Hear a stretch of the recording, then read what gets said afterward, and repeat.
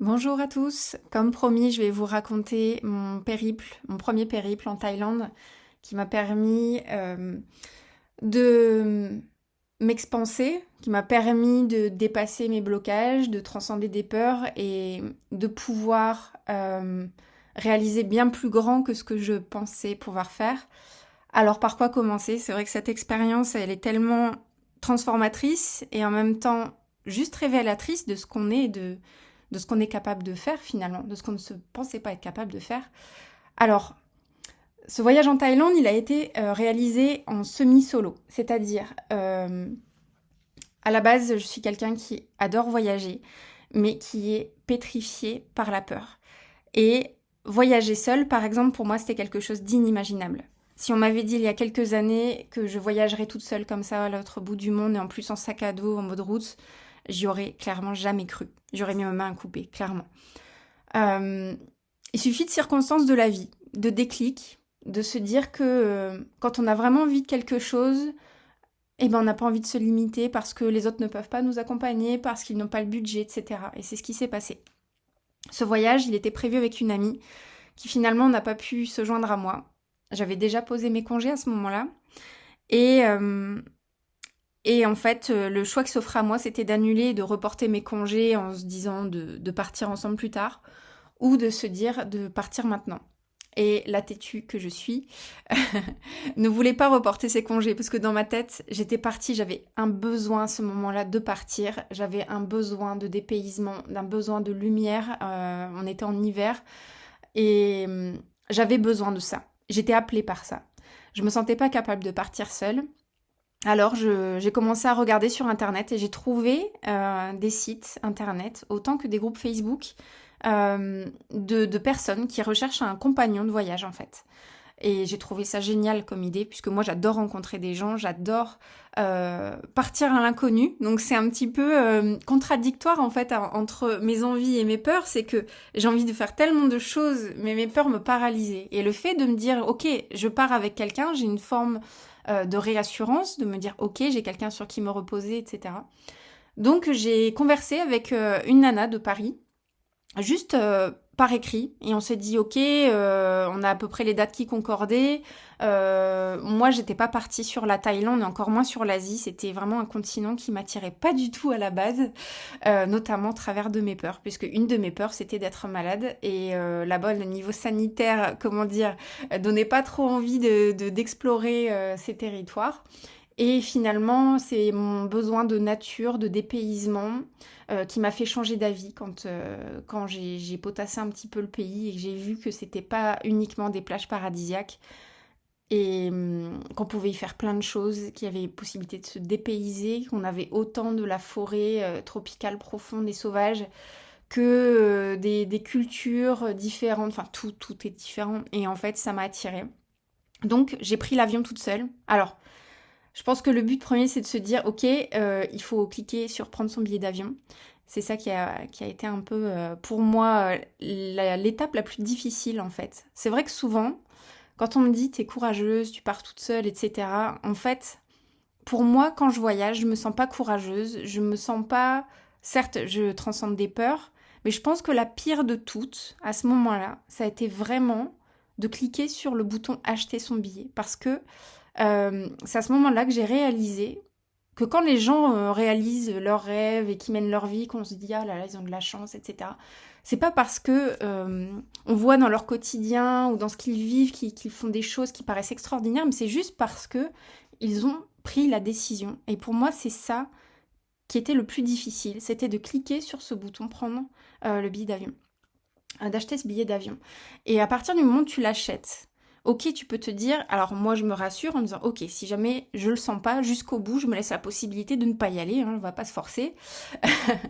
et, euh, et en fait, mais dans ta tête, ça change beaucoup de choses. Et là, ton cerveau il switch. Et là tu dis, ok, j'ai pris le billet, donc maintenant je suis engagée. C'est une forme d'engagement quand même. Donc, bah là, à partir de là, tu prépares à ton voyage, etc. Mais jusqu'au bout, pour ne pas rentrer dans la panique, entre guillemets, je me laissais dans ma tête, dans un coin de ma tête, une porte de sortie, en me disant, si je le sens pas jusqu'au bout, jusqu'avant de rentrer dans l'avion, et ben je me force pas, j'y vais pas. Donc, j'y suis allée. Donc j'ai pris le train jusqu'à l'aéroport à Paris. J'ai attendu. Et arrivé sur le tarmac, je me dis, ok, maintenant on y va. Mais en fait, comme j'étais au pied du mur, je me dis, ah, punaise, c'est pas maintenant que tu vas faire marche arrière, t'as pas fait tout ça pour ça. Et j'y suis allée. Donc j'ai pris l'avion toute seule et j'ai retrouvé cette nana-là en Thaïlande. Donc je fais des gros raccourcis pour éviter de faire un gigantesque podcast, mais ça me semble vraiment... C'est impossible d'exprimer en story, en fait. Je vous ai dit que je vous raconterai mon expérience en Thaïlande, mais c'est tellement... Il y a tellement de choses. J'essaie vraiment de faire à l'essentiel. Bon. Donc j'arrive en Thaïlande, je rencontre cette nana avec qui, en réalité, je ne savais pas du tout si ça allait matcher, hein.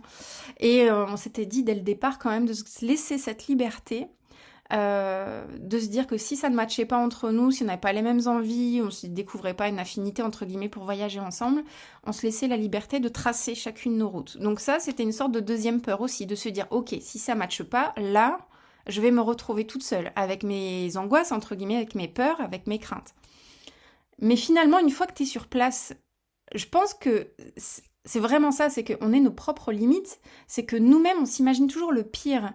Mais une fois que tu es dans la situation, je peux t'assurer, alors j'ai eu beaucoup de chance, c'est qu'avec cette nana-là, on a passé un voyage extraordinaire.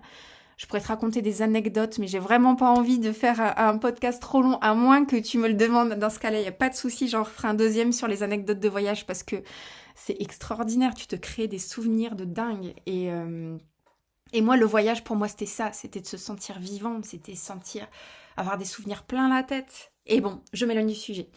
Donc avec cette nana-là, ça s'est bien passé. J'ai eu beaucoup de chance. Mais à ce moment-là, je m'étais dit, si ça se passait pas bien, vu que j'étais déjà dans le contexte, eh ben c'est tout. Tu vois, c'est un peu comme plonger en fait dans une piscine, un plongeoir qui est assez haut et qui te fait peur. En fait, tu te mets au bord du plongeoir et c'est là la pire étape, c'est ça. C'est de te dire, ok, je vais plonger, ça fait peur. Et peut-être que tu imagines te dire, ah oui, mais si j'arrive pas à nager et si je me noie. Mais en fait, le plus dur, c'est de passer le saut. C'est ça l'adrénaline, c'est au moment où tu sautes.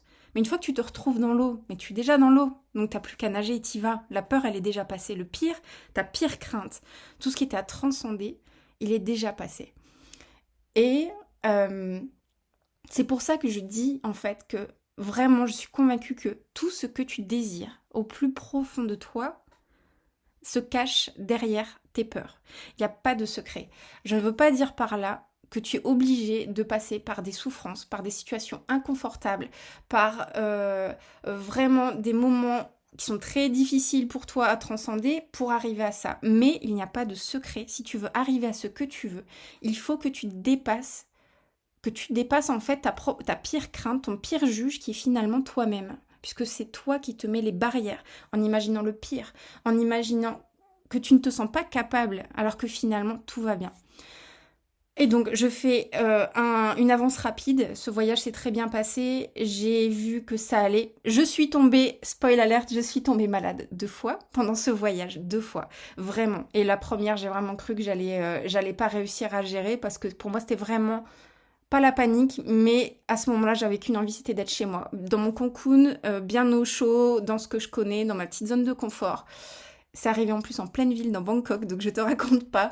Ça, je te le passe. Je te raconterai peut-être dans une anecdote plus tard. C'est anecdotique, mais c'est pour dire que tu t'en sors, tu n'en meurs pas. Tu n'en meurs pas. Et t'en ressors plus fort parce que tu te dis, mais punaise, pourquoi je me prends autant la tête alors qu'au final, c'est passager et je pourrais retomber, refaire le même scénario. Voilà, je ne dirais pas non à retomber malade si c'est pour vivre ce que j'ai vécu en voyage tellement ça, ça, ça les vaut, quoi. Je dis pas qu'il faut passer par là, par des épreuves pour kiffer son voyage, mais punaise, mais franchement, tes limites, si tu savais tout ce que tu peux réaliser quand tu dépasses tout ça, c'est incroyable. Et donc, je me suis retrouvée 3 jours toute seule sur les 3 derniers jours, puisqu'avec cette nana-là, on n'avait pas les mêmes dates exactes de congé, et en fait, ça a été fluide. Tu vois, si j'étais partie toute seule tout de suite, ça m'aurait été une trop grosse épreuve pour moi. Ça aurait été trop dur. J'ai besoin d'être vraiment de passer step by step. Et là, d'avoir passé ces 3 derniers jours sur le voyage toute seule, ça a été une révélation de me dire que j'étais capable de tout. Et donc voilà, cette histoire, je te la raconte pour te dire que c'est la même chose pour toi, que ce soit dans le voyage ou dans tout autre domaine de ta vie. Ça a été pour moi la première pierre à l'édifice, où là je me suis dit, ok, c'est le premier jour du reste de ta vie, parce que c'est là où j'ai pris conscience de tout ce qui était possible de faire. Voilà.